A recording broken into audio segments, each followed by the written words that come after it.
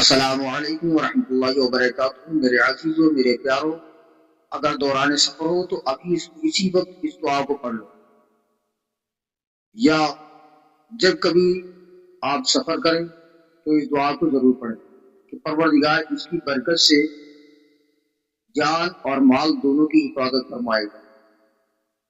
دوران سفر پڑھی جانے والی دعا میں آپ کو پیش کر رہا ہوں، آپ لوگ ملاحظہ فرما لیں۔ اعوذ باللہ من الشیطان الرجیم، بسم اللہ الرحمن الرحیم، سبحان الذی سخر لنا ھذا وما كنا له مقرنین۔